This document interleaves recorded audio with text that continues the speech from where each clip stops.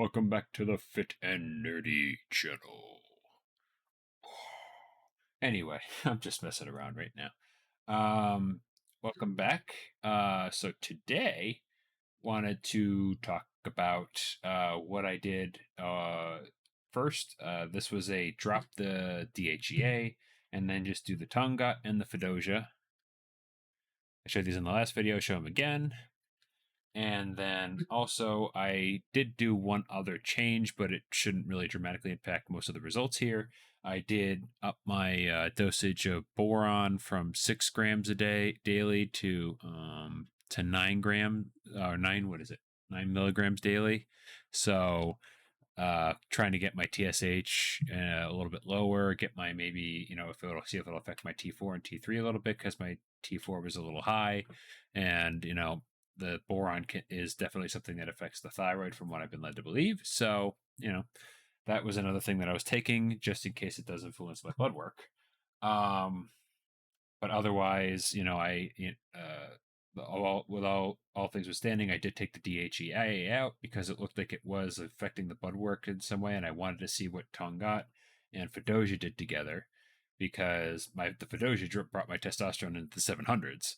And so you'd think combining that with the Tongkat, which up my blood work a little bit, it's like, okay, yeah, maybe it'll get it almost to 8. It's like, hey, I'll take a total testosterone in 800. But again, we'll have to see with what it says with the blood work. So, without further ado, let us get to it. That's why I'm assuming a lot of you are here. So, as you can see, this is what I meant by influence the blood work is my TSH and T4 are like, my TSH is actually down in the 1s range, which that's not a bad thing. That's a good thing. I'm trying to get that as close to what is possible. That's what I've been led to believe is optimal. So that's what I'm trying to get to. And the T4 is relatively unchanged. Other things, I guess, dropping the DHEA did drop my RBC, hemoglobin, and hematocrit a little bit. So a little bit red blood cell count. I will note that my understanding is this is an allergies thing. It's been allergy season where I'm at, so yes, this is a little bit higher, even though I take Zyrtec every day, but nothing to worry about. And as you'll see again, bun is higher, creatinine's a little lower.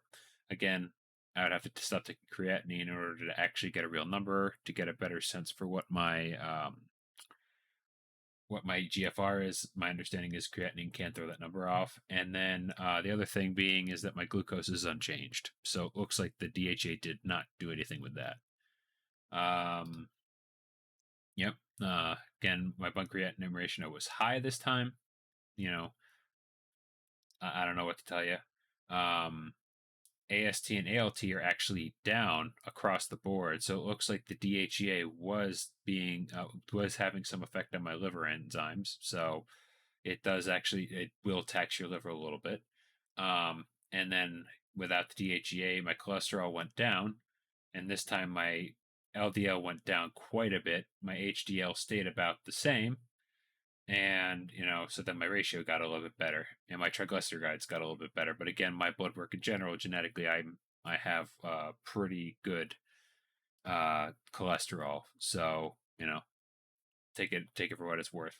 Hemoglobin was up a little bit, and as you can see, my DHEA went back down from 500 down to 229, and that's because I stopped supplementing with it.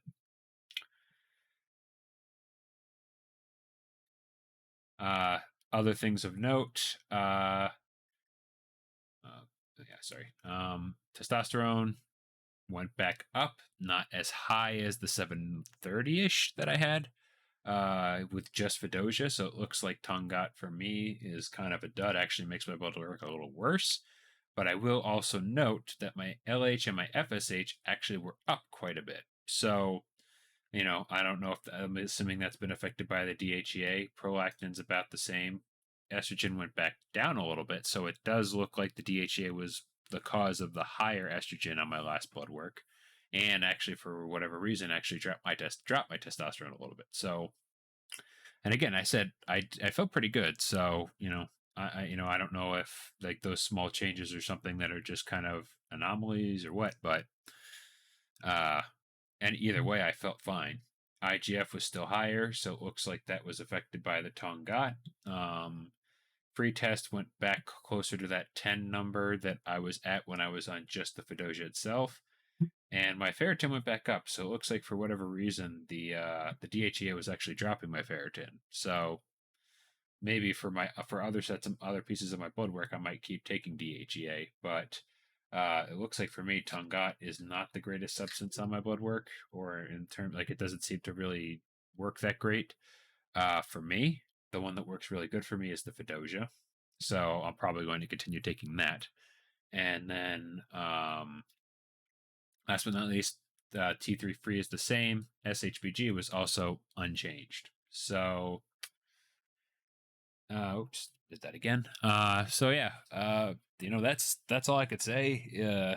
Looks like mixed blood work in the sense of my testosterone did go back up without the DHEA, but it looks like